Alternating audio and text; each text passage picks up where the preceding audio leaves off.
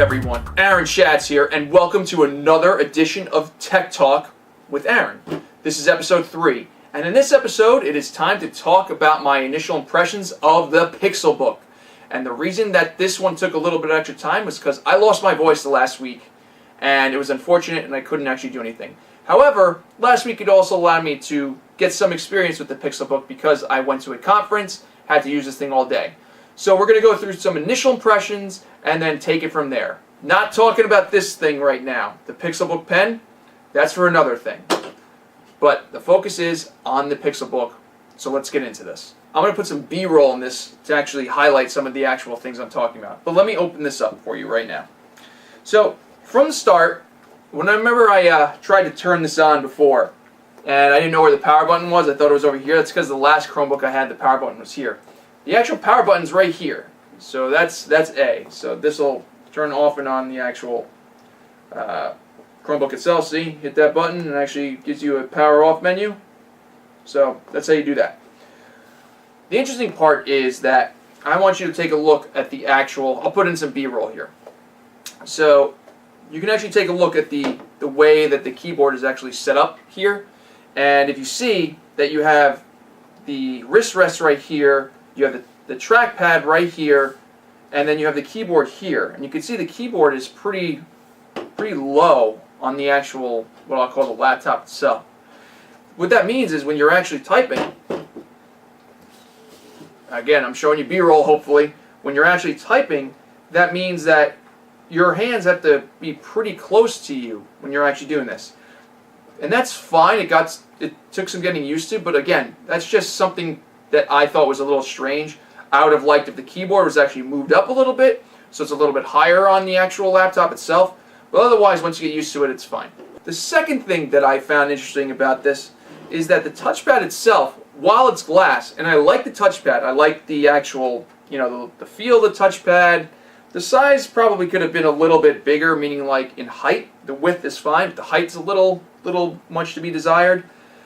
The actual glass that they used is not as smooth, I'll say, as like a MacBook is. Now, don't get me wrong, Macs have great touchpads, and I think the Pixelbook has a fantastic touchpad as well. I just don't think it's as good as the MacBook, and that is highly subjective, I will say. So that's that. What is not subjective is the fact that the problem with this touchpad is that the top and the bottom are actually infinity types of things. So like the biggest thing I can compare this to is like an infinity pool where there's no actual like side of the pool. Basically the water just falls off like this edge. And to me that's exactly what this touchpad is like. The top and the bottom have no edge on it. So basically your finger just falls off the top and falls off the bottom. The sides actually have an edge, so it actually keeps your finger in place. And that's good. To me, when you're actually using this, your fingers fall off the bottom and the top, and it shouldn't. So that's a little design flaw that I think should be rectified. I'm not going to really cover Chrome OS itself because that's pretty much been done to death. And honestly, like from my use of Chrome OS, it's great for what the intended purpose is. Let's face it, it's a web-first operating system. But not only that, it actually has like beta Linux support, which means I can pretty much put any application that I would normally use on my desktop, because I run Linux, on there. So it was actually good. It runs in like a Debian container. And really, that makes it a lot more powerful for anything else besides just web things. I think that's a great step. And remember that you also can run Android applications. So most of them work fine.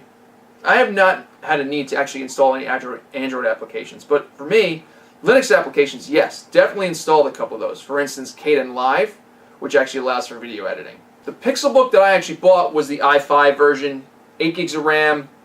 I have not noticed any particular slowdowns, and I wouldn't expect to.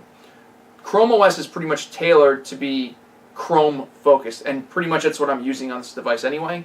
I mean, I don't have like 50 tabs open, but honestly, for my use of this computer, it did what I need, wasn't slowed down at all. And, YouTube, everything was totally fine. I have no problem with that. What does take some getting used to is actually the layout of the keyboard itself. The majority of the keyboard is totally fine. What I do have a problem with is the top row of keys, where normally their function keys are actually like pretty standard. Like for instance, F5 is usually refresh. if you actually transform this row of keys right here to the function keys, this refresh would actually be like F2, and that's kind of like jarring a little bit. So I understand the removal of the function keys itself. I just would have liked if like the refresh was more in the center and stuff. So that's just a little pet peeve. It's not that big of a deal. It is what it is. I do like how all the functionality, though, is right on the keyboard itself. You don't have to hide anything behind the function key itself. There are some problems with this on the hardware side, and I'm not sure if it's my unit or just in general. So I'm going to show you some B-roll of this right now. So if you actually see what I'm doing right now, I'm going to actually take my hand and I'm going to depress the key, not the key, the actual touchpad on the top right here. And it's not pushing at all, right? If I push on the bottom, you can hear an audible click. Hear that click? That's good. On the top, I'm pushing very hard and it's not clicking at all. So there's something wrong here. I bet you the actual touchpad is designed to actually spring with a hinge at the top. So if you actually try to click on the top, it's not going to work. To me, that's a little bizarre. The whole touchpad either should be haptic, like the MacBooks, or the whole thing should be able to be pressed wherever it is. So that to me is a huge design flaw. Circling back, I'm going to show you some more B-roll again right now. Focusing back on the touchpad, and hopefully I'm showing you the screen as well. I'm going to flip this around just in case I don't show you the B-roll actually. So let me show you this right here. So basically what I want you to look at is the cursor right here. And I hopefully am showing you B-roll, but if I'm not, take a gander at the cursor right here, and I'm going to run my finger up the side of the touchpad. And mind you, I am on the touchpad. Oh, look, it's barely registering. There, oh, nope, okay. But yet if I move it a little bit in, much better, right? Totally good. How about on the other side? Oh, similar thing. To me, that's another design flaw. I'm sorry, if you're going to have a touchpad, you have to let me use the size of the touchpad. It's just absolutely insanity that I cannot use the actual sides of the touchpad in any sort of meaningful way. That they basically get, it's either blocking it or it's just the sensitivity in that area is just non-existent to me. That is unacceptable for a product of this nature. I have no idea if that's like a hardware thing on my unit. I'm totally curious if anybody else has the same experience. If you want to just see what I did, just take your finger, go to the edge of the touchpad on the left or right, and just move it up and down and see if you have weirdness like I do. So to me, the touchpad needs some work on this unit.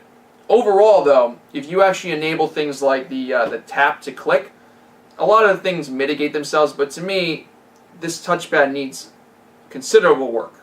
The other thing I don't like about the touchpad is it's located right on the bottom of the actual laptop itself. It's right on the bottom. There's no space between the actual, there's no bezel on there. And that to me, like, I would take this entire section from the touchpad to the keyboard and I would move them up a little bit so you can have a more wrist rest, and you can have a little bit of gap between the edge of the laptop and the actual touchpad itself. I think that would have went a long way to actually making the usability of this a little bit better. Now, of course, I'm saying a lot of the negatives that I saw, and it's obvious that I'm going to say the negatives because the positives I already expect. Now, there are a lot of positives. Like I said, Chrome OS really does exactly what I needed to do. I needed something to actually do all web stuff, you know, Google Docs, all checking emails, you know, viewing YouTube, all that cool stuff. Also, with the actual Linux support, I'm able to actually do things on the go if I needed to. Like, for instance, I installed Kden Live, so theoretically I can actually do video editing if I wanted to. Now, don't get me wrong, it's probably going to be much slower because, let's face it, I have a Ryzen CPU in my desktop, and this is like a dual-core, low-power Core i5. So, no comparison there. That being said, if you need to, it can get the job done in a pinch. So, there is that, and I do like the way Chrome OS handles itself. What I don't like about Chrome OS, and it's not actually that big of a deal.